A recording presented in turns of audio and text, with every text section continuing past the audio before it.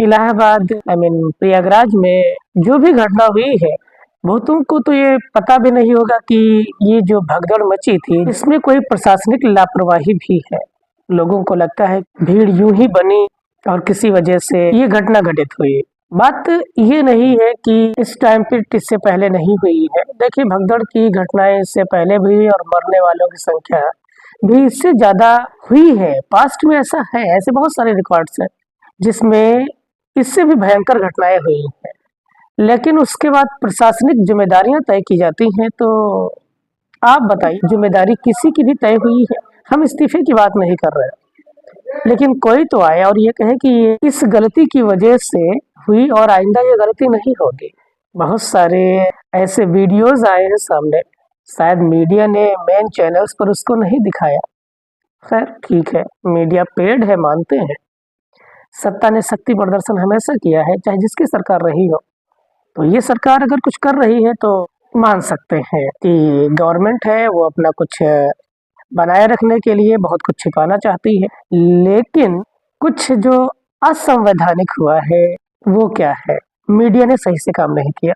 वो तो कहो कि सोशल मीडिया का दौर चल रहा है, जिसकी वजह से इतनी खबरें लीक हुई, इतनी न्यूज आनी शुरू हुई कि प्रशासन को ये बात एक्सेप्ट करनी पड़ेगी कि स्टैम्पीड जैसी कोई घटना भी हुई है और उसमें कुछ लोगों की मृत्यु भी हुई है।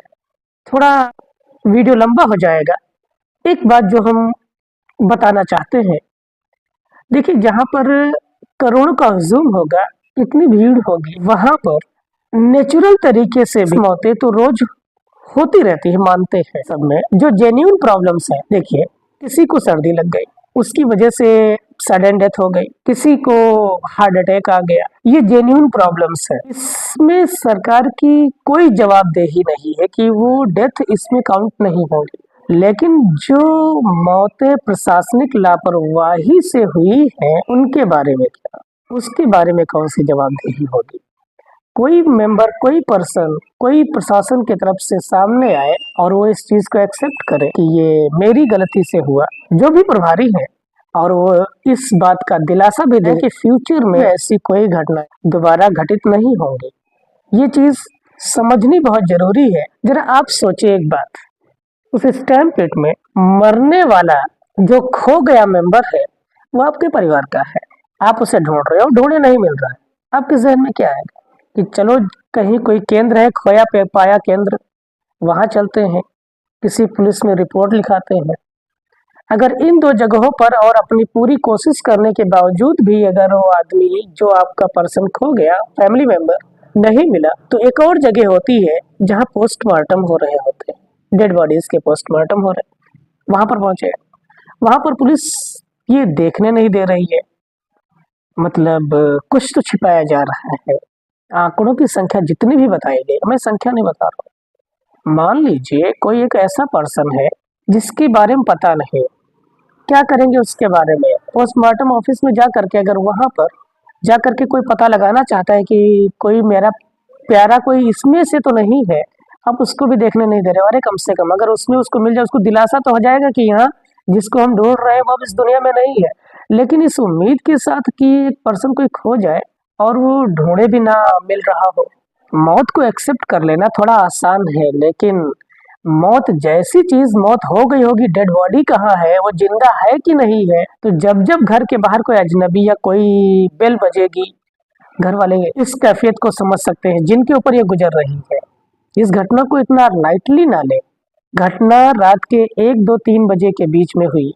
प्रशासन ने शुरुआती 10-12 घंटे तक ये एक्सेप्ट ही नहीं किया कि कोई घटना हुई है। सवाल यहाँ से उठता है, मीडिया ने इस पर कोई रिपोर्टिंग नहीं की। मेन स्ट्रीम मीडिया की बात कर रहे हैं, सोशल मीडिया पर तो वीडियोस मॉर्निंग से ही आना शुरू हो गए थे। मेन स्ट्रीम मीडिया की क्या रिस्पॉन्सिबिलिटी बनती है? केवल सरकार की वाहवाही करना?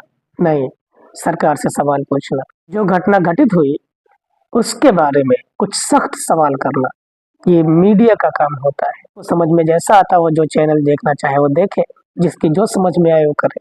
लेकिन एक बात जो है सच है, आप तक कैसे पहुंचा? मेन मीडिया के थ्रू पहुंचा या सोशल मीडिया के थ्रू? उसके बाद कोई प्रशासन से आता है 12-15 घंटे के बाद, कोई कहता है कि ये घटना घटित हुई जिसमें इतने लोग मरे हैं, और फिर कोई आता है, कुछ संवेदनाएं दिखाता है, दो चार आंसू इधर उधर के, और मीडिया दिखाने लगता है कि देखो ये भावुक हो गए, वो भावुक हो गए, और ऐसी हेडलाइंस बना दी जाती हैं कि सब कुछ मैनेज हो गया, हालात सामान्य हो गए। कुछ सवाल पूछने की हिम्मत रखिए प्रशासन से। आपने समाज सेवा के लिए समाज सेवी तय किए हैं अपने वोट के दम पर। आपने इलेक्शन में नेता चुना है और राजा नहीं चुना है जो कुछ भी आकर के करके चला जाएगा और आप उससे एक सवाल नहीं पूछ सकते। सवाल पूछें, हमने आपको अपनी सेवा के लिए चुना है और आप किस तरीके की सेवा कर रहे हो। हम नहीं कह रहे किसी का विरोध करिए, लेकिन अपना हक तो मांगिए, और अगर आप अपना हक नहीं मांग सकते तो फिर ऐसी घटनाओं के लिए और फिर से तैयार रहिए। मरने वालों का जो आंकड़ा बताया गया उस पर जरा बात कर लेते हैं। आप जरा बताइए, किसी मोहल्ले में मैक्सिमम कितनी डेड बॉडीज पहुंचेंगी? ज्यादा से ज्यादा एक। तो मरने वालों की संख्या 30-35 जो बताई गई आधिकारिक आंकड़ा, तो कहेंगे 2 आदमी हो, 2 मेरे यहाँ पर कर थे, बाकी 28, 30, 32, 40 जो भी रहेंगे वो दूसरे रहे होंगे। किसी भी मोहल्ले में 30-35 लाशें एक साथ नहीं पहुंची होंगी। इसलिए मेरा ये कहना है कि आप मीडिया में हेडलाइंस को मैनेज कर लेंगे, आंकड़ों को छिपा लेंगे, लोगों तक सच नहीं पहुंचेगा, लेकिन नुकसान उन्हीं लोगों का है जिन तक सच नहीं पहुंच रहा है। इसलिए हमने ये वीडियो बनाने का निश्चय किया है कि जिस जगह पर भी हो अपनी आवाज उठाने की कोशिश करें, आगे बढ़े, सवाल पूछे। मीडिया उससे एक बात जरूर कहे कि ये कितनी बड़ी घटना घटित हुई, उसमें आपने क्या लिपापोती की, किस तरीके की न्यूज एंकरिंग की आपने। जब कोई पत्रकार बिक जाता है मतलब उस देश की आत्मा मर जाती है, गरीबों की आवाज खत्म हो जाती है। एक बिका हुआ पत्रकार केवल गुलामी के गीत गा सकता है। खैर, हमने अपने मन से जो कहना था वो कह दिया। इस मंच से मेरे मन में जो सवाल आए वो मैंने कहे। इस बात का ध्यान रखें, आपकी खामोशी आपके लिए नुकसानदायक न बन जाए। जिसको जो समझ में आए बोले, सवाल उठाए, छोटे छोटे वीडियोस बना करके अपने सोशल मीडिया हैंडल पर अपलोड करें, जो जिसकी समझ में आए, बस गलत शब्दों का इस्तेमाल ना करें। अगर आपको लगता है कि समाज में सुधार सोशल मीडिया से ही आना है तो फिर इस बर्तन में पहली बूंद मैं डाल रहा हूँ। एक शिक्षक होने के नाते सच और सही का आईना दिखाना मेरा फर्ज है। आप भी कोशिश करें, नहीं बोल सकते तो बोलने वालों का साथ दें, और अगर साथ भी नहीं दे सकते तो खामोशी से खड़े रहें। और ज्यादा कुछ मुझे नहीं कहना। धन्यवाद।